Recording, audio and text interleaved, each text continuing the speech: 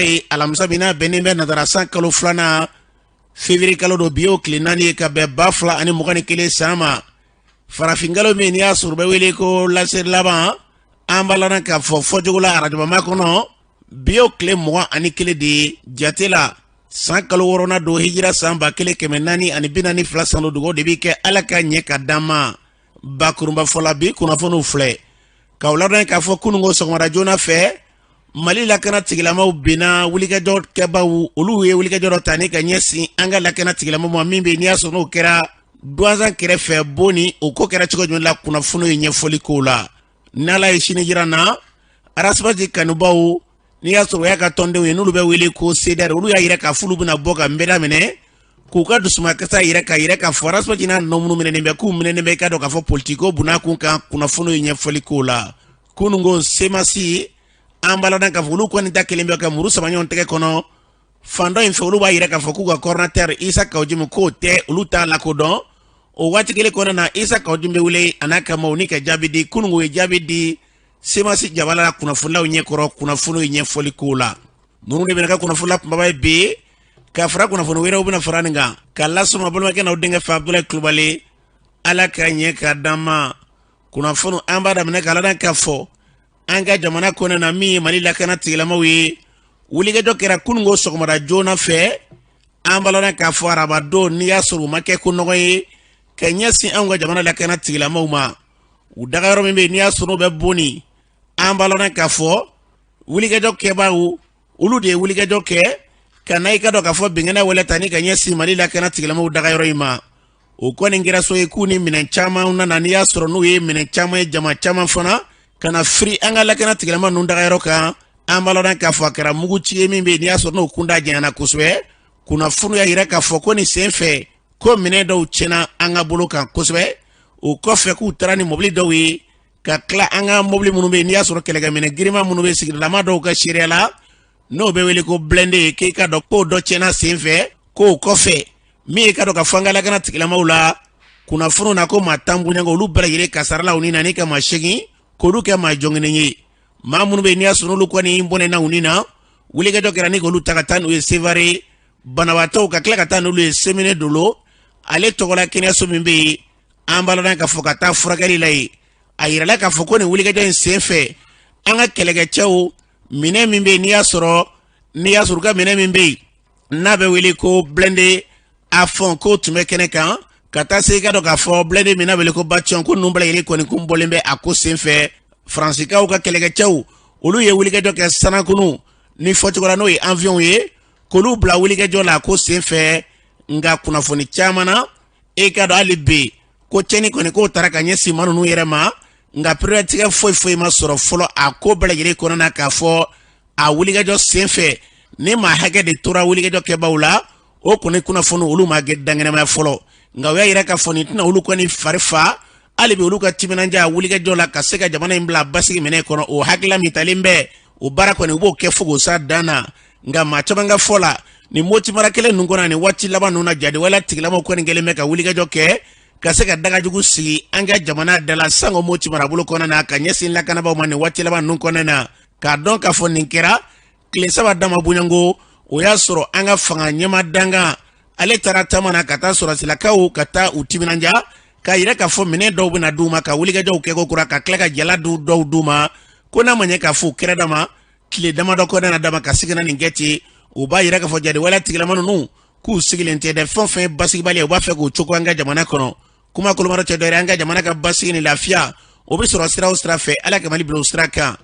n'an bɔra yen an balana k'a fɔ mara minisiri ye olu ye bataki bɔ an ka jamana kɔnɔ k'a yira k'a fɔ seni kɔni ko ka furukolonji k'a dakolonci n'a fɔra seni ni kalataw bɛ kɛ olu minnu bɛ n'i y'a sɔrɔ kalata a ko ndomo jatigiya bɛ sɔrɔ olu bolo k'e k'a dɔn k'olu hakili bɛ kalata min na kalata nata ninnu kɔnɔ na n'o ye ka fɛɛrɛ bɛrɛlen tigɛ ka se ka jamana kalata kɛ kalata jɛlen ye k'o tɛna sabati cogo si kelen na ko fo ka seni kɔni k'ale ci ka bɔ yen k'a sɔrɔ o tɛ dɔgɔfɔlɔ kelen bɔ seni maa ɲɛma wulila ni ka wulikajɔ kɛ ka wele bila kunnafonilaw ma k'a ɲɛfɔ k'a fɔ olu bɛ fɛn min fɔ kalata nata in kan ka kɛ cogo min na u bolo bɛ ɲini ka na da waati min na o waati kelen kɔnɔna na minisiri bɛ mara ko kunna n'i y'a sɔrɔ kalatakow kan ka kɛ olu la olu y'a yira k'a fɔ ko wulikajɔ kɔni bataki ka bɔ ka seni ci ka bɔ yen bɛɛ lajɛlen bɛ yɛrɛ ɲininka la a kɔni ma wolo fɛn fɛn na min da ka di Mali la n'o ye ɲɛta de ye a kɔnɔna na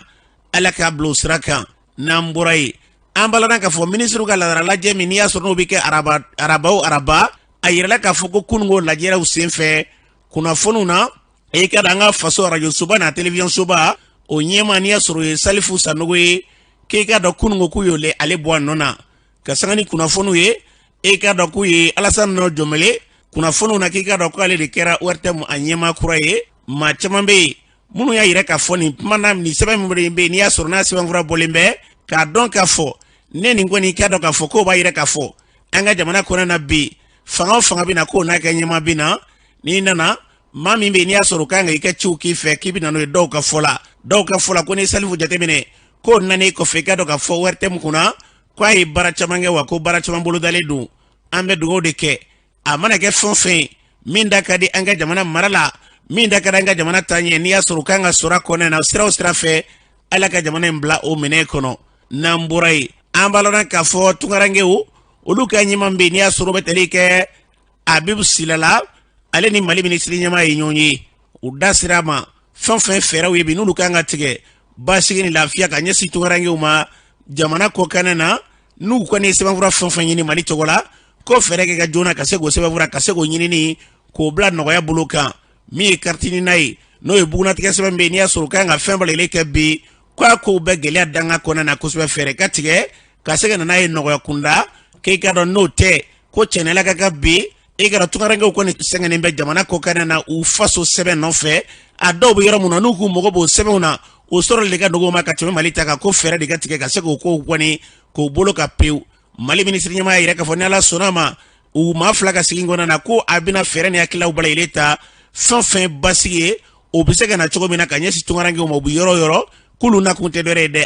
Mukutari Wani ka fɔ la Mali basigi na lafiya min n'o kuma bɛ bɛɛ da ko n'Ala sɔnna mɔgɔ kɛlɛ ɲɛ bɛ se o ma maliden ka tɔɔrɔ yɔrɔ yɔrɔ k'o t'olu fɛ ko ye k'u bɛn'u seko n'u damayira bɛɛ lajɛlen kan an bɛ dugawu kɛ a fɔra cogo min na Ala k'a bila o minɛ kɔnɔ n'an bɔra yen kununko fasodenw olu jɛra ka nisɔndiya kosɛbɛ k'o sɔrɔ kɛ an ka samata sɛgɛ denmisɛnninnaka minnu bɛ yen n'i y'a sɔrɔ n'o ye sodenw ye fɔcogo la olu n'i ka dɔn k'a fɔ Laginɛ u ye ɲɔgɔn sɔrɔ kununko dɔ la ta in kɔni kɛra k'a ban an b'a dɔn k'a fɔ sanga 120 bala yɛlɛ kɔfɛ ka n'a kɛ i ka dɔn k'a fɔ min fɛn bɛ olu fɛ ko penalty ka na ŋɔɲi ka d'o tan k'o ban a ka dɔn Mali ka cɛ 5 bala yɛlɛ y'a don Laginɛkaw ka cɛ 1 o y'a jɛ o bɛ kɛ sababu ye ka se ka Mali kɔni ni k'a bila ka taa final la fɔcogo la karidenw ni Ala sɔnna ma Mali ni Maroc olu de kan ka ɲɔgɔn sɔrɔ yen o b'a yira k'a fɔ maliden caman kununko ma y'u ka nisɔndiya yira kosɛbɛ denmisɛnnin minnu filɛ nin ye an bɛ dugawu de kɛ a tɔ ye ngɔriba min ye u ka se k'o ta ka na an ka mara kɔnɔna na n'an bɔra yen an b'a lɔn k'a fɔ bi CEDER ye kulu bɛ yen n'i y'a sɔrɔ olu sigilen bɛ k'a yira k'a fɔ jamana kɔnɔna na ko fɛn fɛn ye tilennenya ni jamana sariya labatoli ye k'o baara bɛ kɛ olu fɛ u ka ɲɛma n'i y'a sɔrɔ u bɛ tali kɛ Arasabati la ale minɛnen bɛ k'a kɛ kasoladen ye k'a dɔn k'a fɔ kabini minɛna u bɛ wulikajɔ la Arasabati n'a nɔfɛmaw k'a to kaso la u bɛ taa bɔ yen u y'a yira k'a fɔ ko Arasabati yɛrɛ ka hakilila tɛ dɔ wɛrɛ ye dɛ fɛɛrɛ de ka tigɛ kow kɔni ka se k'u bila sariya bolo kan ko ni Ala sɔnna ma a labɛnnen bɛ ka ye kiiri ɲɛ kɔrɔ ale b'o yɛrɛ de fɛ o de ka d'a ye kosɛbɛ a fɛmaw y'a yira k'a fɔ bɛna nbɛra minɛ n'Ala ye juma dɔ jira na k'a yira k'a fɔ dɔ yɛrɛ tɛ dɛ olu tɛna sariya sɔn nka u b'a yira diɲɛma na k'a fɔ ko kɔni olu ka hakɛw ko danbe ka kɛra jamana faamaw fɛ yaasa ka pɛrɛtigɛ di an ma min ka dɔn k'a fɔ u ka kumalase la n'i y'a sɔrɔ u bɛ tali kɛ Abubakari Yaliko ye ale b'a ɲɛfɔ an ye an ka lamɛn. An kɛlen bɛ ka caravane dɔ boloda ni o bɛna kɛ jumadon nata o bɛ kɛ an bɛna départ ta 14h an ka QG la n'o bɛ Jelibugu la donc an bɛna ni action minnu an y'a fɔ n'o ye caravane an b'o kɛ n'o tɛmɛna ka bɔ yen an b'o évaluer n'o évaluera ni fɛn wɛrɛ kan ka boloda an b'o jateminɛ an bɛ baara kɛ o cogoya de la bon min kɔni ye liberté provisoire ko ye k'u banna k'a d'u ma a kuma min fɔra an ɲɛna ni o ye avocat kunda ye ni o ye an yɛrɛ bɔra MCA la fana ni an n'an ka porte-parole y'a sɔrɔ ka kuma a fɛn ninnu kan an ye kunnafoni minnu sɔrɔ o tun ye k'a fɔ ko a jirala k'a fɔ ko liberté provisoire tɛ d'u ma ka sababu kɛ ko u ni mɔgɔ minnu nɔ bɛ coup d'état ko la ko o mɔgɔ bɛɛ lajɛlen filɛ nin ye k'u bɛɛ lajɛlen ma se ka minɛ ka bila justice ka bolo kan a fɔra kan tuguni ko tɛna ninnu bila ko parce que ko ni ninnu bɔra ko u tun bɛ fɛ ka coup d'état ko min kɛ ko ni ninnu bɔra ko k'u bɛna taa fara mɔgɔ fila tɔ minnu bɛ kɛnɛma ko donc maintenant ko u tun bɛ fɛ ka fɛn min ta ka jamana lasɛgɛrɛ ka jamana déstabiliser k'u bɛ taa ko ka t'o ko tɔ lawaleya terrain kan donc o kunnafoni ninnu an y'a jira k'a fɔ o kɔni o tɛ ko ye mɔgɔ kan ka min minɛ ba la k'a sababu kɛ an bɛ yɔrɔ min na bi bɛɛ b'a dɔn olu bɛ yɔrɔ min mina u k'u wele ka na min yɛrɛ ye fana k'a fɔ ko wayi ko ninnu bɛ fɛ ka coup d'état kɛ preuve foyi ma sɔrɔ sécurité d'état la u ɲininkara fɛn jumɛn bɛ foyi ma sɔrɔ mobili dɔw clé ani mobili damadamaw dɔrɔn de yira min bɛ Razbati yɛrɛ concerné fana min yɛrɛ ye dɔrɔn o ye k'a fɔ ko a ye kuma min fɔ ko Badaw ye min fɔ UNT mɔgɔw ma k'a to Côte d'Ivoire ni Razbati y'o kuma lasegin a ma a ka émission kɔnɔ o dɔrɔn de bɛ yen sinon preuve foyi wɛrɛ t'u bolo tuguni o de kama an y'a jira k'a fɔ anw bɛ yɔrɔ min na bi anw yɛrɛ pressé don an ka taa procès la Razbati yɛrɛ pressé don bi an ka taa procès la n'an taara procès la tiɲɛ bɛ dɔn mais u kɔni k'u jija preuve ka sɔrɔ u bolo parce que n'an taara procès la ni preuve ma sɔrɔ u bolo en tout cas kɔni u kɔni dabu ye sunɔgɔtu ye quoi an kɔni an b'o position de la bi mais an kɔni on va continuer à mettre la pression liberté provisoire ko y'u ban mais na sisan an ka laɲini yɛrɛ ye min ye an ka taa procès la n'an taara procès la ni min bɔra la maliyɛnw bɛɛ b'o kan a bɛ yen nɔ basi foyi t'a la hali bi yan'an ka na conférence kɛyɔrɔ la an n'a ye ɲɔgɔn ye an taara fɛ yen nɔ an n'a kumana message min kɔni b'a da kɔni il est fort moralement là-bas et nous a clairement dit que fana ko an ka to sariya kɔ a bɛ laɲini min k'an bolo parce que nous sommes démocrates nous sommes républicains an ka to sariya kɔ fɛn o fɛn bɛ se ka dankari kɛ jamana sariya la k'an kana don o la wa fana an b'o sira de kan kabini a ka minɛni kɛra don min fo bi an ma fɛn kɛ min bɛ sariya sɔsɔ n'u ye fɛn o fɛn n'u ko bɔn k'a ni sariya tɛ taa ɲɔgɔn fɛ i t'anw y'o sira kan donc an bɛ ka baara k'o de kan et fana an dalen don a la fana k'a fɔ tôt ou tard nin ko a tiɲɛ bɛ banque parce que c'est purement politique. An baloran k'a fɔ Abubakar Yeliko ni tun y'ale ka ɲɛ Sedar ka kuma lasela u y'a fɔ cogo min na wulikajɔ tɛ dɔwɛrɛ ye dɛ Razbati bɛ se k'a yɛrɛ sɔrɔ cogo min na wa a ka kɛ sariya kɔnɔna na k'o de y'u ka wuli giringajɔ kun ye Ala ka hakili ɲuman d'a ma kunungo kɛrɛnkɛrɛnnen na an ka jamana kɔnɔna na wulikajɔba n'i y'a sɔrɔ o ye baarabilaw ye o ye ka dɔn k'a fɔ bolimafɛnbolilaw o kɔni kɛra so ye kunungo ka giringajɔ kɛ Bamakɔ bolomɔlɔ caman kɔnɔna na sotarama baarakɛlaw n'a ma ɲɛ k'a fɔ an jɛra ka baara bila dɔw kana taa baara kɛ o kɔni kɛra giringajɔ ye o sen fɛ u ye maa dɔw kɔni i ka dɔn paranti dɔw bɔra ni ka mobili dɔw jɔ o kɔni kɛra so ye n'i y'a sɔrɔ wulikajɔ kɛra lakana tigilamaw fɛ maa dɔw kɔni ka se ka tɛgɛ da olu kan dɔw yɛrɛ ba de bɛ dasira ko sen fɛ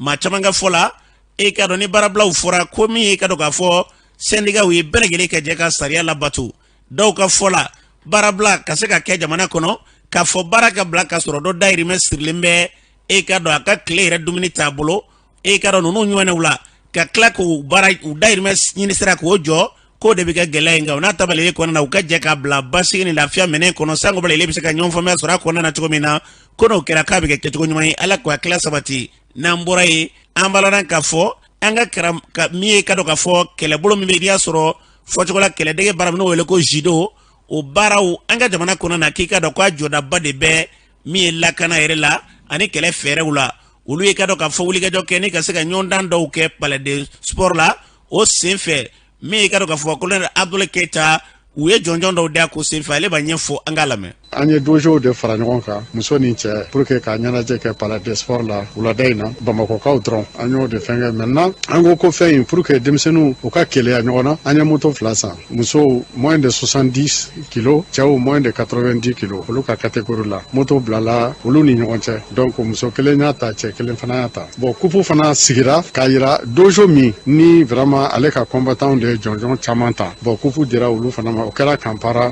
dojo ye coupe dira président yɛrɛ fɛ donc ni ani an ye wari fana kɛ enveloppe kɔnɔ 5000 dɔw 5000 dɔw 6000 dɔw 2000 pour que ka denmisɛnninw k'u nisɔndiya pour que u bɛ judo min na u ka se ka i sɔbɛ don a ma an mago bɛ jɔnjɔn min fana la an ka se k'o sɔrɔ Mali kɔnɔ yan Mali kɔ kan et puis fo ka taa fo Union européenne ni continent wɛrɛw kan donc o de tun baara bɛ yen bi a kɛra nimisiwasaba ye parce que jama nana combattant fana u y'u seko kɛ vraiment a ko a diyara bon min ye dɛmɛ kɛ a yɛrɛ da ko ma a ko franchement a ye min y'a ɲa la a y'a nimisi wasa a yɛrɛ wari min don a la lui il a pensé que wari in ka dɔgɔ ko mais ni Ala na kɛra sɔnna ale tɛna dɛsɛ miliyɔn 10 na an bɛna filanan min kɛ o b'a sɔrɔ Ala ye bana in ɲɔni ka ban kan o de y'a ka labɛnw ye mɔgɔ min i tɛ kɛlɛ kɛ i sigilen bɛ bon kɛlɛ ninnu dun pour que k'u fɛn ɲɔgɔn na a tɛ taa musaka kɔ fo musaka de ka ɲini pour que u ka se ka to u sen kan tuma bɛɛ u bɛ compétition kɛ a bɛ u corps développer u bɛ techniquew faamuya n'u bɔra ka taa kɔfɛla la a ka ca Ala fɛ an bɛ se ka jɔnjɔn sɔrɔ donc c'est pour que an tɛ se ka denmisɛnninw to yen fédération malienne de judo an mɔgɔ 22 de b'a kɔnɔ donc bɛɛ bɛ k'i jija pour que vraiment denmisɛnnin ninnu an bɛ se ka fɛnw ɲini k'a d'u ma pour que vraiment n'u bɛ se ka judo ta ba la an mago bɛ médaille d'or minnu ni médaille d'argent ni fɛn min na an ka se k'olu sɔrɔ quoi Mali kɔnɔ Mali kɔ kan. An baloran k'a fɔ Ala k'o nɔgɔya Mali kɔnɔ na kɔkanna bɛɛ lajɛlen la farikolo ɲɛnajɛ tɛ tulonkɛ ye ale de bɛ kɛ sababu ye ni ka se ka bunadamaden yɛrɛ k'i kɔrɔ cogo ɲuman na ka si kundalajan ni kɛnɛya k'u sabati Ala k'a sabati n'an bɔra ye an baloran k'a fɔ maliden dɔw bɛ yen minnu bɛ se maa 10 ani kɔ ma minnu minɛnen bɛ nin waati na u bɛ Konowari jamana faamaw bolo k'a sɔrɔ kɛ k'u tun bɛ yiritigɛla yɔrɔ min n'a bɛ wele ko forêt classée n'o tɛ dɔwɛrɛ ye dɛ bɛɛ lajɛlen kungoda min bɛ yen n'a b'i ye ka to yen k'a fɔ ko i ka dɔn kungoda don jamanaw bɛ jɛ a la walima jamana ta don maa si kelen tɛ k'i bɛ se ka taa mɔgɔ wɛrɛ dilan kɔnɔ na k'u minɛn'o de nɔfɛ nka u minɛna ye cogo min na e ka dɔn kuma caman b'a la minnu bɛ yen n'olu bɛ ɲɔgɔn sama kɛ kosɛbɛ yaasa ka pɛrɛtigɛ d'a ma karamɔgɔ Ali Sangare kuma min na n'u ye weleda kɛ maa minɛ ale wulila ka bɔ ka taa Mali la ka taa Konowari ka taa ko ɲɛɲini karamɔgɔ Ali Sangare ye kunnafoni sɔrɔ ko maliden dɔw minɛnen bɛ Konowari jamana kɔnɔ na u minɛna k'e wulila ka t'i ɲɛ da kɛnɛ kan a sababu ye mun ye alhamdulillah an ka maliyɛn dɔw bɔra Mali kɔnɔ ka taa Mali dugu laban la frontière da la Fakola mara kɔnɔna na dugu la min tɔgɔ ye Sama u ka baara ye yiritigɛ mansin b'u bolo u bɛ yiri ci mansin na samaka ninnu dugutigiw ka jɛn alimamu ka jɛn ani jeunesse ka jɛn u y'u bila kungo dɔ kɔnɔ u ka baara kɛ kungo in kɔnɔ olu bɛɛ lajɛlen ko ye ko kungo in ye Mali kungo de ye u bɛ ka baara kɛ kungo in kɔnɔ o yɔrɔ bɛɛ Côte d'Ivoire osoforo ninnu minɛ ka taa n'o Côte d'Ivoire o kɛra min kɛ kunnafoni tununa diɲɛ bɛɛ la ninnu de wulila sisan ka telefɔni ta k'u jigilamɔgɔw wele ka taa n'o ye minnu ma sɔrɔ n'o patron minnu ma sɔrɔ olu y'u welelu kɛ ka taa fo u nana ne sɔrɔ telefɔni na k'a fɔ n ka dɛmɛ d'u ma ko mɔgɔ ninnu minɛna k'u taara u bɛ yɔrɔ min na o yɔrɔ bɛɛ n ye weleli kɛ Côte d'Ivoire duguba bɛɛ la n ka kalanden bi yɔrɔ yɔrɔ Côte d'Ivoire kɔnɔ k'a bɛɛ wele n ka taa brigade la ka taa an ka mɔgɔw ɲini an t'a dɔn u bɛ yɔrɔ min yɛrɛ la fɔlɔ u fagara de wa u taara yɔrɔ la an t'o dɔn n ka kalanden dɔ bɛ Buɲali o de wulila sisan ka taa brigade la Buɲali o y'a sɔrɔ mɔgɔ caman taara a bɛ jan Difo Tɛrɛzi bɛɛ yɔrɔ dɔ lajɛ ale fana taara sɔrɔ ko maliyɛnw bɛ yen mɔgɔ 13 bɛɛ kaso la a ye n wele k'a fɔ a karamɔgɔ e ka mɔgɔw bɛ yan n ko telefɔni d'u ma an ka kuma telefɔni dir'u ma an kumana n y'a sɔrɔ an ka mɔgɔw don maliyɛnw de don o yɔrɔ bɛɛ o ivoiriyɛnkɛ ye n'o ye n ka kalanden ye o taara dumuni san ka d'u ma o kɛra min kɛ dugu jɛlen an sɔrɔla ka wari ci o de ma sisan u ka malobɔrɔ yɛrɛ ta pour ka taa dumuni di mɔgɔ ninnu ma donc o la sisan an y'a ɲini an balimaw fɛ n k'u ka taa mɔgɔ ninnu lajɛ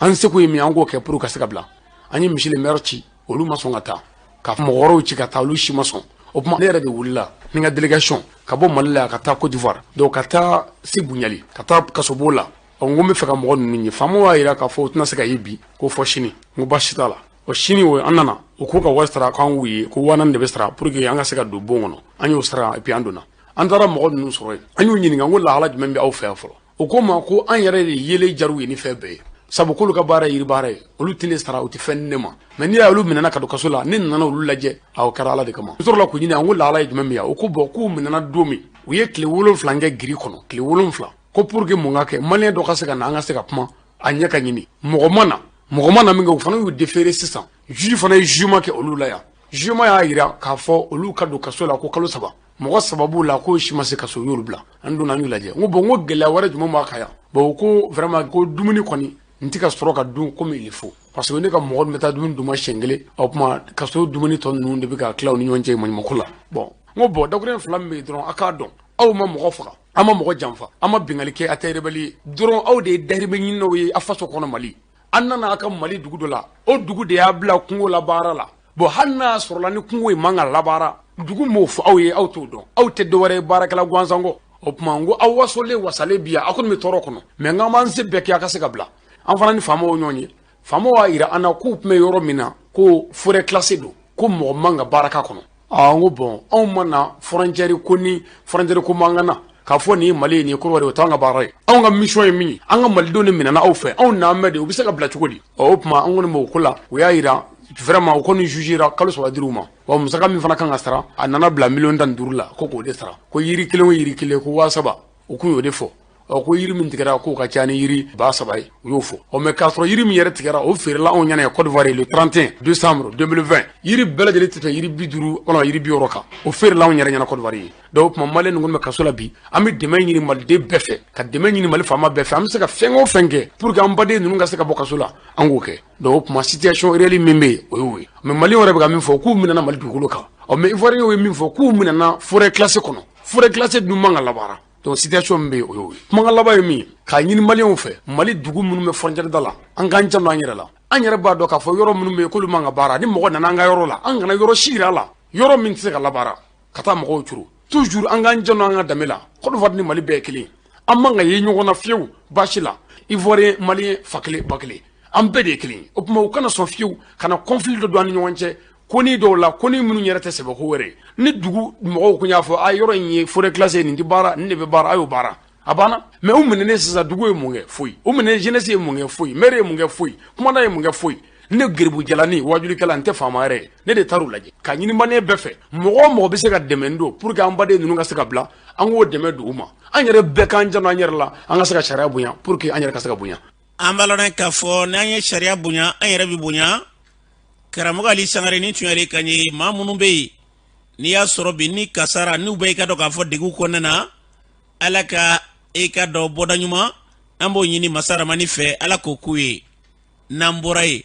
amalona ka fo buru kon bilama akumbe yoro minga e ka do ni kuma boala mashita do songi akangu mita kuru choko mina ko so ke buru barakela ukrainiana e ka do bi belele be ki tafo ka don ka fo buru kala kele bi yoro obini kana ka no manda yoro do la bilo flambala ka fo la ka ba munde nana no gelanye buru ferebaw ataka baw olu ye femin fo angalame buru mbeka beka glan condition ko de la si ça beka glan ka di guichet de ma guichet ba di fema sinon ate di livreur ma kata faire au compte que parce que farine de ka gel donc si sans solution de beka ni gouvernement fait nam ben farine ko la avec di livreur ma damina en ba fait buru de ka segi bi wora de la na ke wora avec di livreur ma buta faire bi nan e bi duru an nan mu faena ko farine de ka gel mais joli far la farine ka mo fe na faanyana shugon du jeje doron ya faena ko buru ka gel tan nyokona kala fo tan duru nyokona e kar wori farala an ka tapirika yamega idebure ka se ka doge pour que an ka se ka satisfaire an na to dumuni ke bali korole ne na buru sa no ma fa fara utaka di buru ko agalalen no depuis kunu a professionnel bon ara kon ta do oser famille tu vois bon an me gara na ya longtemps aya jetimne ka fo no pour l'instant an na buru di livrer room an yere do do an nu be barake nyoko mais an be fe prix ni ka laje an no olu chela la o fene ka di boutique di munuma o fene ka se ka jetimne donc voilà pourquoi ni clé fly na buru te ka do uma ori kamado donc il va dire buru te ka di livrer room mu be ga ta na ori kilime ka fin ke mo be ka grève et problème mani ta chere farni me ga yele on ya fo lui ga laje farni prix se ga laje to ya na mun se ga ke on pour que farni prix se ga to anola baraka ke dama bi duru anandi yoro wana manogone tono foshi tala aya magala ala le fo kunu ndoro kunu nena na we buru dinema ay de kumba de sala puisque garafu ko ni adama ndana malian balo e buru de ni buru gala yara fo imano kunu gala bare soro la on fait ali fere amasega puisque ama buru soro ko boulangerie amasigina e ankakala we buru da ma bi woro ama fere buru gala abi gala on fana ma parce que on fana be farni ira do be fara farni ka o damanda on yere la lewele ka mimbe o ka sabali gala na fa fo itala ambalona ka fo ne ngera buru barake bawe afire bawo ani munu be niya soro no be wuliga joke kaseka gla o bara oni olukanye o kofe mamunu be nulu ga bara e buru ira sanga dunye matuma be yakla dola bamako mbeda ukona na anga dola me ne Musa Jara Mankando kabo Bamako nsigoro shot basi bon alhamdulillah buru ko ni songo yella vraiment amajanye buru songo yella bon ani do farala piaji fana ka fo sotramente ka boli bon si o be fende ni an de buru abiju anga fama ko koflana ko la ko no yake munye buru songo yelle nako ni bolo to munu sigilembe jamana bolo ko ni toro kesola ne be ulu de jalagi ani blaje yirega nyamoga so ani munye anga gouvernement ka tape misira kana fadu mamula nebe jalagi bile bata ka dulle ne nyana ate san sababu ambora ni nyogo ngele akono ze buru songo balinga yelen tan ko onyo ngore manga na jamana kono harna me chama jafanga jamana tseka toni mbolo na son nunka ton wati mumuna wulidro bisika balika fendo fara balo songo ka ke balno ko ba ni buru fere bishegi malo kilo bishegi buru kala bishegi o kuma be ke jogorsa bon ne kon ga hakilana na blancheur tu ko nga do fara buru so nga ko ka asabe ko buru ko farin gele yala ko a cause de ça o do fara buru kan ka ke bi woro yi ne bolo bon charla o magantika ke munane o fungo magantika ke to mana mena farni ko jigleno no ref me farm soro nyana prila esi olugo ya fo resula ka fo jamana kono o wati una ko vraiment farn wala am buru jiga ken daiwa amu me blancheur ti sita amu me buru fir la sida na to ko sen na jam bari ne sigilambe Bamako murabugula buru songo yelele ko la channa amaben pew farnde yella kata wannan farni boro mi kumbe wadi wa sawa abi kemenani o de nana ka taa kɛ 4,000 o de nana ni buru fana yɛlɛlen ye wa laban a bɛ taa se fo 4,400 ani 400 de donc n'o o yɛlɛla ten cogo la aw tɛ se ka ta k'a kɛ buru ye ka tila k'a dilan k'a feere prix la donc o sababuya b'o de la. dɔ bɛ ɲa la dɔ bɛ ɲa cɛlaka la dɔ bɛ an ka jamana ɲɛmɔgɔw la dɔ fana bɛ boulangerie-tigiw la an ka jamana ɲɛmɔgɔw k'a lajɛ boulangerie-tigiw musaka mun kan ka d'u ma jamana kan ka jɔyɔrɔ mun ta o ko kɔnɔna na jamana ka bɔ a bɔda ɲuman fɛ o de ɲɔgɔn t'a la. an jamanadenw fana an kan ka wuli ka kɛlɛ kɛ mun na o de ye nin n'a ɲɔgɔn nɔnɔmugu tulu ni fariniw ninnu donc ni fɛn yɛl'o kan jamanadenw kan ka wuli fɛn mun na o de ye nin mais n'a fɔra bɛɛ kɛn bɛ k'a tɛgɛ da sen kan ka jamana lagɛ nin situation na a tiɲɛ yɛrɛ la a cɛ man ɲi. Maliyɛn tɛ tɔ minɛ ne de la quoi sinon normalement buru kan ka na bin nin yɛrɛ la an yɛrɛ bɛ alikama sɛnɛ mun bɛ taa buru kɛ ko 60 ko farini bɔra taara ko 40 a ko filɛ buru talen filɛ 60 la nin ani 60 tɛ mɔgɔ bolo dun finalement an bɛ mɔni min n'an furufuru kɛ mɔni na ka nɔnɔ ko lɔ b'an bɔ. ni nin tun ye politicien dɔ ka campagne ɲini ou bien politicien dɔ ka fɔ ka ɲini kɛlɛ ye k'a sɔrɔ anw jamanadenw anw bɔra ka taa an jɔ tile kɔrɔ o nɔfɛ mais nin y'anw yɛrɛ fantanw kungo de ye nin y'anw fantanw kungo de ye maa si tɛ bɔ na maa si tɛ kuma. a t'a kalama parce que a t'u intéressé quoi problème ye mun ye a t'u intéressé de an ka chef d'état n'an ka directeur n'an ka fɛnw ministre ni député ninnu u tɛ buru san u tɛ denrée alimentaire u t'a sɔn u ka musow tɛ taa na san a bɛɛ de bɛna d'u ma so kɔnɔ u t'a gɛlɛya dɔn malidenw yɛrɛ de mali problème ye malidenw de i misali comme gɛlɛya de ka di maliyɛn yɛrɛ ye gɛlɛya. an b'a lɔn k'a fɔ ni tun ye buru a dunbaw i ka dɔn fasodenw buru baarakɛlaw ka gɛlɛya min n'a donnen bɛ bi buruko la ni tun y'olu kan ye u y'a fɔ cogo min na ni buru kala kelen n'o cayara ni farini bɔra kelen sɔngɔ ye walima buru kala kelen sɔngɔ cayara ni malo kilo kelen sɔngɔ ye a bɛ kɛ sɔrɔ gɛlɛya kɔni k'o dili don u ka fɛɛrɛ tigɛ joona ka se ka nin da kuru an ka jamana kɔnɔ n'an bɔra ye semasi kumaw cayalen bɛ a kɛlen bɛ tile kelen ni fila fandɔ in fɛ olu bɛ kuma fandɔ in fɛ olu bɛ kuma kununko an balana k'a fɔ n'a yirala k'a fɔ ko isa kawudimu k'o tɛ coordinateur k'a tɛ kuma o tɔgɔ la o kuma min fɔra an balana k'a fɔ wulikajɔ kɛbaw n'o y'a sɔrɔ coordinateur kura n'a ka maaw ye o sen fɛ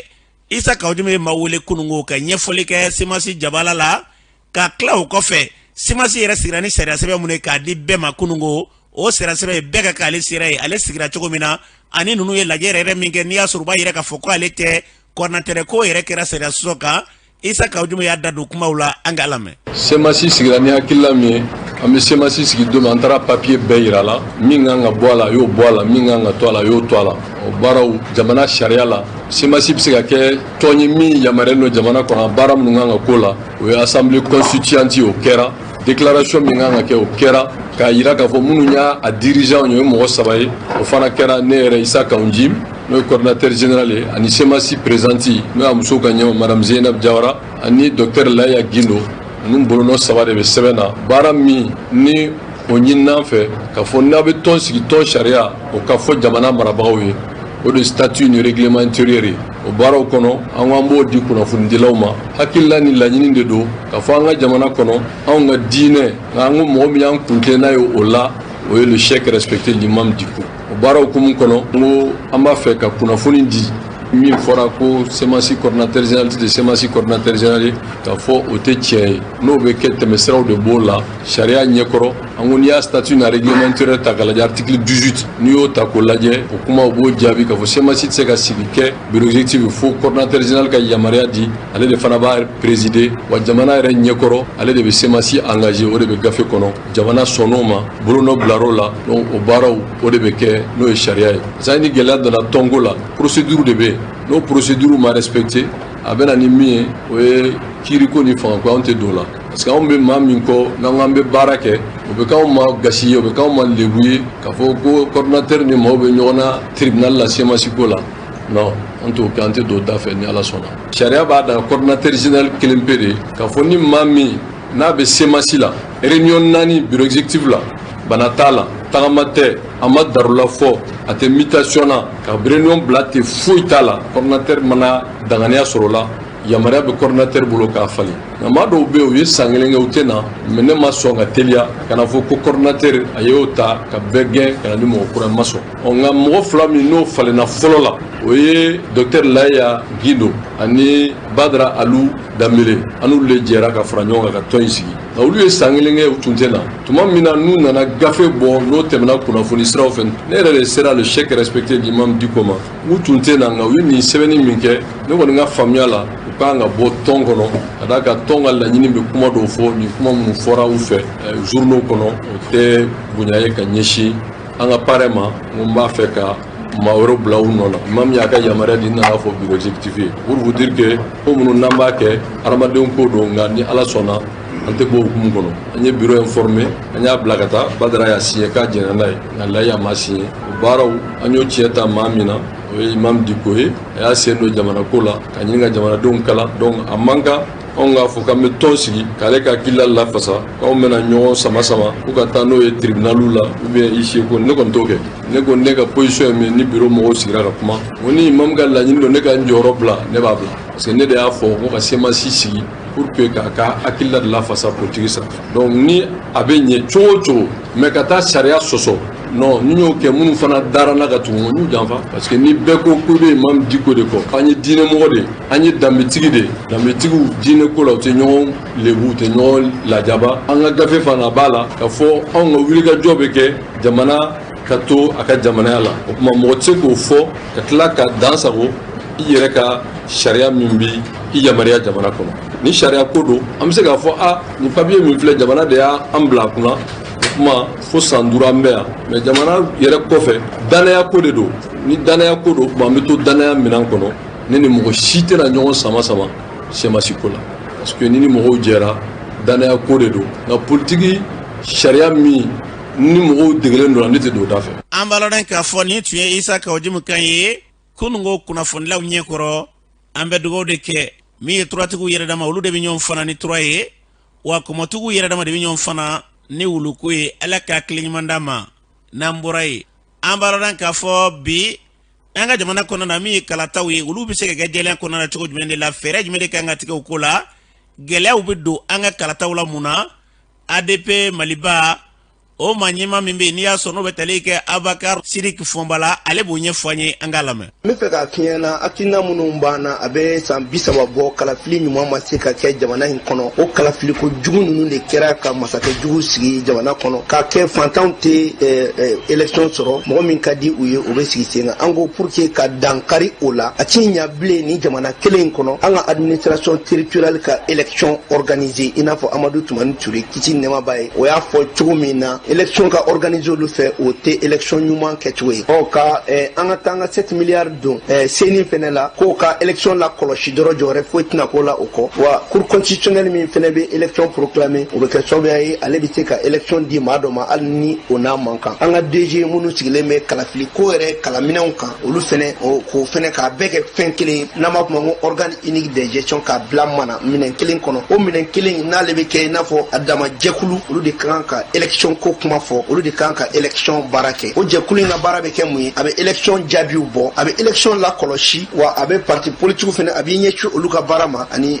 association ka créeli a b'i ɲɛsin o ma o la ale bɛ cour constitutionnelle ka jɔyɔrɔ min n'o ye ka élection proclamer a b'o o jɔyɔrɔ ta DG n'olu bɛ élection kalafili labɛn min kɛ a b'o fɛnɛ jɔyɔrɔ ta kalafili labɛn dɔ min bɛ kɛ administration territoriale bolo ani réclamation proclamation ka résultat jaabi di a b'o fɛnɛ jɔyɔrɔ minɛ o la ka fara seni ka jɔyɔrɔ kɔrɔ kan olu b'o bɛɛ lajɛlen kɛ donc o de bɛ k'a dama fɛn ye mun ni jamanaden bɛɛ bɛ i yɛrɛ y'o kɔnɔ n'olu bɛ kalafili labɛn o bɛ kɛ sababu ye a tɛna fɔ an ɲɛna bilen ko Faransi ka candidat de bɛ tɛmɛ o bɛ kɛ sababu ye a tɛna fɔ an ɲɛna bilen président tɛna dɔn ka sɔrɔ élection ma kɛ donc u bɛ o baara ninnu sabati ka kɛ ni minɛnw ye minɛn minnu bɛ jamana bɔ ni dingɛ kɔnɔ donc k'a fɔ tuguni k'an bɛna Mali bila ko gouvernement ka élection organiser n'an y'a kɛ an ye kojugu kɛ jamana in na a ti ɲa wa baara ɲuman tɛ. an b'a lɔn k'a fɔ Abakar Sidiki Fɔnba ADP Maliba tɔgɔ la ni tun y'ale kan ye kalata min na kuma bɛ sen na ala kɛ kalata in ni ka nata in ka kɛ kalata jɛlen ye basigi ni lafiya min bɛ Mali marali taɲɛ ka se k'o sabati k'o maa d'a ma jamana in ka se ka bila basigi minɛ kɔnɔ n'an bɔra ye an b'a lɔn k'a fɔ démocratie gɛlɛya minnu b'an ka jamana kɔnɔ bi ani maliden yɛrɛ ko a man ka tulo kɛ ka nisɔndiya kosɛbɛ kosɛbɛ ka jamana in ko a furadama bɛ gɛlɛya de kɔnɔ na Bɛlɛdugu Abulayi Kulubali ale b'o ɲɛfɔ an ye an k'a lamɛn. an ka kan yɛrɛ ye dɔrɔn adamaden yɛrɛ de k'a fɔ jamana fɛnɛ ɲɛmɔgɔ ɲɛna jamana k'i mara muso ka kan dɛ ko tiɲɛna démocratie ko de y'a ko bɛ can a bɛɛ démocratie cogo bɛ yen n'anw dan de kelen tɛ dɛ an kun bɛ min na fɔlɔ dɛ o kun ye démocratie de fɔlɔ ni den fa sɔrɔ o kun tɛ kɛ fɔlɔ mɛ n ko bi den y'i pɛrɛ a fa kɔnɔ ko démocratie don bi i bɛ taa sɔrɔ denkɛ ni fa sigi bi foyi kabako dan de don o bɛ cɛ ni muso bɛ ɲɔgɔn na ka mankan kɛ fo bɛɛ k'a dɔn ni taara an ka fanga bɔnna sisan kilikɛyɔrɔ la karamɔgɔ i bɛ taa kabako de ɲɛna i ma don dɔ furu bi don a bɛ tiɲɛ wa n ko ko dabila de n'o tɛ kɛ o ka furu don ka furu sa fɔlɔ n'i ye muso furu bamakɔ yan nɔ n'i y'a furu sa fo Dakar sa ne bamakɔ bɛ taa sɔrɔ tuguni o tun bɛ kɛ yan fɔlɔ a bɛ fɔ ko k'a kana den d'a ma k'a yɛrɛ ka muso furu sa mɛ bi ni nin y'a muso furu sa bi e bɛ den d'a ma bi nata k'u dabila de donc démocratie a nana na waati min na a ɲɛna mɛ a ye kojuguba de kɛ an fɛ yan Mali la yan démocratie tun bɛ yen nɔ koyi a kɛcogo dɔrɔn de don so an tun bɛ min na fɔlɔ o yɛrɛ de kun don Mali tɛ se ka mara muso la ka karamɔgɔ kɛ o tɛ kɛ dɛ fo i ka tiɲɛ de fɔ du tɛ se ka mara muso la kan dugu b'o cogo la jamana fana kɛrɛfɛ tɛ fo tiɲɛ ka fɔ de mɛ k'a kɛ min mana min jabo kɛ n'i y'a mɛn don o don ko bɛ ka kɛ ni min jan ko de don ala k'an ka jamana basigi ala ka don an ni jugu cɛ mɔgɔ min binna an ka kɛlɛ in na an ka sɔrɔdasiw ala k'o fara siriso kan o muso minnu an bolo n'o ye an ka feeretɔw ye u cɛw binna maliko de la donc an ka jɛ an ka dɛgɛ ɲɔgɔn ma karamɔgɔkɛ maliyɛn man ka yɛlɛ yɛrɛ ka yɛlɛ fo mɔgɔ yɛlɛ ka mɛn don o don kulonkɛ ba in an k'a dabila sa c'est-à-dire ni ne y'a ye karamɔgɔkɛ ni e ka mɔgɔ dɔ ma sa kɛlɛ in na i muso ma sa la i den ma sa o tɛ se ka kɛ o donc maliyɛn ka kulonkɛ kan ka da hakɛ la bi n yɛrɛ bana min nana filɛ sa ko coronavirus hali n'o kuma na an kun ka san min tɛmɛna k'a bɛɛ kɛ jumɛn kasi bila ka si furu o ma kɔni minnu binna kɛlɛ in na ala ka hinɛ o la ala ka yafa k'u ma an b'a ɲini se kɛ ala fɛ an b'a lɔn k'a fɔ ni tun ye Bɛlɛdugu Abdulayi Kulibali kan ye démocratie n'o ye i ka dɔn k'a fɔ bɛɛ fanga ye k'i ka dɔn k'a kɛcogo an ka jamana kɔnɔ o de y'a to ni bi gɛlɛya yɛrɛ caman b'an da la k'a bɛɛ sababu tɛ dɔ wɛrɛ ye n'o tɛ démocratie ti fa bɔ faya la a ti den bɔ denya la dɛ o de ye faamubaliya in o de kɛra so ka gɛlɛya se an ka jamana ma ala k'a hakili ɲuman d'a ma a y'a fɔ cogo min na n'an kɛra an yɛrɛ ye a dɔ bɛ dɔ la mago bɛ fɛn o fɛn na o bɛ sɔrɔ ala k'o hakilila d'an ma n'an bɔra yen an bɛ taa jamana kɔ kan na Mohamed Samake mun b'i bolo bi an karamɔgɔ kunnafoni an b'a daminɛ an fɛ farafinna yan a yirala k'a fɔ faransi cakɛda min bɛ n'a bɛ wele ko direction générale de la sécurité extérieure ale ɲɛmaaba n'ale yɛrɛ tɔgɔ ko Bernard Emier ale bɛ ko laseli kɛ dɔ fana tɛmɛnen na k'a yira k'a fɔ ko fɛn min ye marifatigi ye n'o ye marifatigi jɛkulu ye n'o ye kojugu walejugu la n'an b'o wele ko terroriste fɔcogo wɛrɛ Al-Qaïda mɔgɔw ko olu kɔni bɛ wulikajɔ la waati na ka ɲɛsin fɛn min an bɛ yɔrɔ minnu wele ko Golfe de Guinée n'o ye de ka taa Côte d'Ivoire fanfɛlaw fɛ ale ni Benin jamana fanfɛlaw fɛ a yirala k'a fɔ ko nin cakɛda ye k'olu kɔni ye ja dɔw sɔrɔ jamu b'a yira k'a fɔ ko marifatigi kɔni tun bɛ lajɛrɛ la Mali caman fa fɛ o y'a yira fɔ lajɛrɛ senfɛ sa ko fɛn min Al-Qaïda ale maa ɲɛma caman kɔni ko olu tun bɛ kɛnɛ kan ni lajɛrɛ kɔnɔna la i n'a fɔ Abdel Malek Drogdel i n'a fɔ Iyad Agali fo ka taa se Amadu Kufa ma n'ale ye Katiba Masina ale yɛrɛ ɲɛma ye a yirala k'a fɔ k'u ka lajɛ ko kun foyi kɔni t'a la dɛ k'u bɛna an b'a fɔ min ma ko opération de grande ampleur ko k'o ta k'o ɲɛsin nin yɔrɔ kɔfɛla ma n'o ye Golfe de Guinée ye n'an bɔra yen kunnafoni an fɛ Maliba la yan a yirala k'a fɔ ko fɛn min ye jamana ye n'an bɛ jamana wele ko pays de la région du Sahel fɛn min ye jamana minnu bɛ jamayɔrɔ la a yirala k'a fɔ ko fɛn min ye maa minnu kɔni n'olu sigiyɔrɔ bila fɔcogo wɛrɛ n'u y'u ka dugu bila ko a maa hakɛ kɔni ko a ka ca kosɛbɛ o de kama sa diɲɛ sɛgɛnna tɔnba n'a bɛ wele ko Nations Unies o bolofara min bɛ yen n'an b'a wele ko Haut Commissariat des Nations Unies pour les réfugiés k'olu kɔni jateden dɔw bɔ o jateden na o y'a ye k'a fɔ ko a bɛ maa 2,000,000 a n'a kunkanfɛ bɔ minnu kɔni y'u ka dugu bila ka taa dugu wɛrɛw la wa k'o de la sa ko Mali ta la ko bɛ se maa 850 ɲɔgɔnna ma k'olu kɔni y'u sigiyɔrɔ bila ka taa dugu wɛrɛw la n'an bɔra ye halisa an bɛ to Mali kɔnɔna la kunnafoni an bɛ min wele ko compagnie aérienne Sky Mali n'o olu ye jɛkulu ye sa jɛkulu min n'olu ɲɛsin bɛ avion ko ma o y'a yira k'a fɔ ko fɛn min ye ka voyager ka bɔ Bamako ka taa Tombouctou avion na k'o baara kɔni daminɛna o y'a yirala k'a fɔ ko ni jɛkulu ka baara ko a fɔlɔ yɛrɛ daminɛ ntɛnɛn don février kalo tile fɔlɔ o y'a yira k'a fɔ ko kabini san 2012 ko ka bɔ Bamako ka taa Tombouctou ko a vol kɔni ko a kɔni kun jɔlen don ko an bɛ don min na ko bi ko a daminɛna ko wa k'a bɛ kɛ siɲɛ 2 dɔgɔkun kɔnɔna la o y'a yira k'a fɔ ko don nataw la ko hakili b'a la fɛn min ka to ka escale kɛ Mopti n'o ye ka to ka jɔ Mopti ka sɔrɔ ka wuli ka tɛmɛ ka taa Tombouctou k'u bɛna olu daminɛ don nataw la n'an bɔra yen an bɛ taa Congo Brazzaville dɛnbajɛkulu n'an bɛ wele ko ONG l'association Johnny Chancel pour les albinos n'o ye dɛnbajɛkulu ye sa minnu ka dɛmɛ kɔni ɲɛ bɛ sin yefegetɔ ma a yirala k'a fɔ janvier kalo tile 31 ko olu kɔni ye baara daminɛ n'o ye furakɛliw ye ka ɲɛsin yefegew ma yirala k'a fɔ yefege ninnu ko a ka ca ala fɛ ko cancer de la peau ko odi ka cha olu la kosokoswe ko ni dembaje kulu na nyono munu be Congo Brazzaville kulu ko ne wulu ga jow kon damne wala saka ni furakali ka ataka nyeshi ni makofulu ma Congo Brazzaville jamana kon na ankara mona mbora amta Tunisie ka fe ministre minal yeshime Tunisie kelka chogo ko nyina bolmo no ministère de la défense avec porte-parole no ka kuma la sela Mohamed Zikri ale boroka la sel do ke do frane temne na la sen kon la ya ira ka fo ko fami Tunisie fintikala ka ko ne kulu ko me wulka jola Tunisie chamanje favala ko wulka joy a tokere ko opération anti terroriste wulka jode CFSA fami fintikala ka no ko kon to mun salo ko tara yere mu jugu do ka na ko min ko kon defleka ka perenouye ko fami manan nyona ko ul kon torola wa kon kira yorom na ko ayoro kon ka be kulumaro de ankara mona mbora ya amta France ka fe ya la ka fo fami coronavirus bana ko ne ko fami France l'hôpital bawe ko sande wati belejele la ko dobe ka fara bana bato ko na fo hospitalisation aleni réanimation ko jen dungo do ko dobe ka fara okuna ka France jamana kon kon la ankara mo emisro ko ko fona lo ko wada tuene amed go ke ya rabbi ala ka belejele nogoya kasega basi ani lafiya ku sabati jembele yele konana namborai baningo ani alamini juela na dafeto dugu ni tengo dugu kelena barajele ko bati mekela keko kele mimake obi meke sebe lakali farigolo nyene je kanu bawo baningo na alamini sinandula tamba bulu dalembeni ala ye sibirido jiranna sibirido minabi be fevrier kalo kliwora ma bafla ani muga ani kele san konana ni mina ke donye domini asoro abina lakali baningo na alamini togola mi juela kaufe sigira yele nyema ba ni asoro beteli ka dauda fombala ale kubuda ka ira ka fodem sana ka ku tindo nyona wale makaseka dem sana ka franyonga basigi ni lafia kama usira telima ifargolo nyena jedi kasena ndula tamba ka sigi senga akubu akujeli bara wala ile buludale meka bla sibiri dolani ala sonoma ni asoro beteli ka siningena sibiri la joela ndula titeramba kona na mimbe na bana kene ka kantani woro watula an yarabi ya kene kani ala sonoma mi ka do ka fo demi finalu ye olu bora ka ke sibiri temenina jave kalo club bisaba kana jave kalo club bisaba ni kelela